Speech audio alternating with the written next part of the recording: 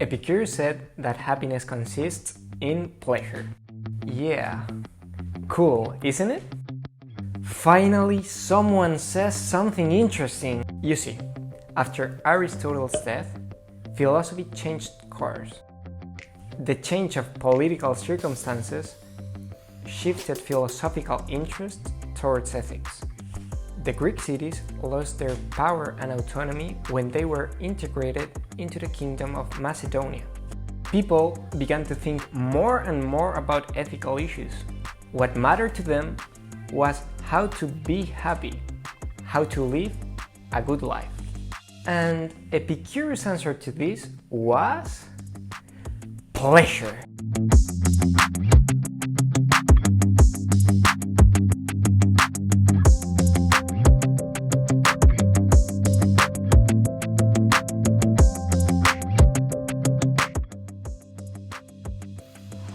Well, it seems evident what Epicurus wants to say. Enjoy as much as you can because this life is short. You only live once! But actually, it's not that simple. First of all, his thesis that happiness is pleasure is based on a conception of reality. He accepts the atomist theory.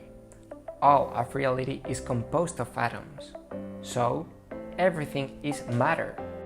Knowledge, therefore, consists of sensation, of the impact that sensory perception generates in us. Therefore, you can conclude that happiness is pleasure, a purely material sensation.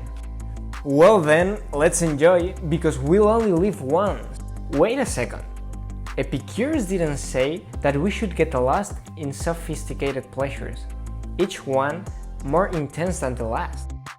Actually, he explicitly said that we don't get happiness this way. You see, Epicurus was perfectly aware that many times, after intense pleasures, strong pains come. But for Epicurus, not all pain should be avoided. Sometimes, when having surpassed a harsh moment, then a more intense pleasure may come. You know, it's like when you drink a very cold glass of water after some sport.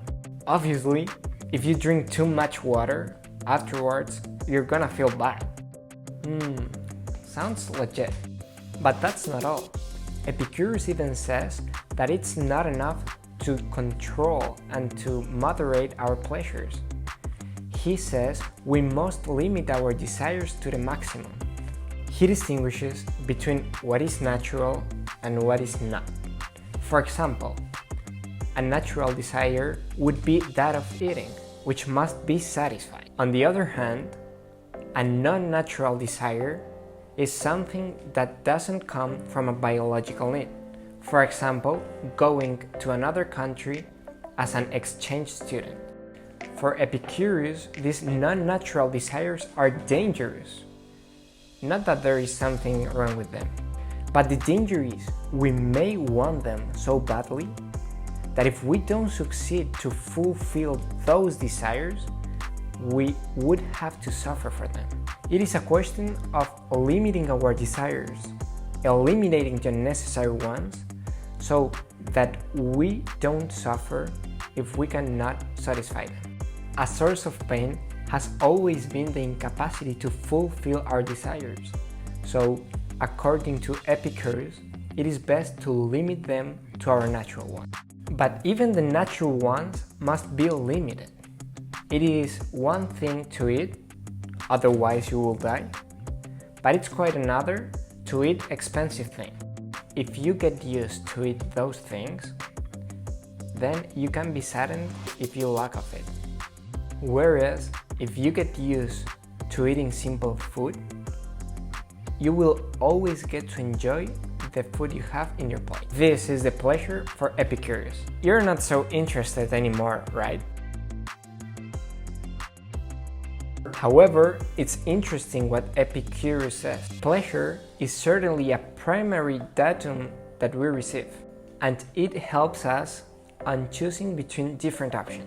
We have seen that not all pleasure leads to pleasant situations, nor should all pain be prevented.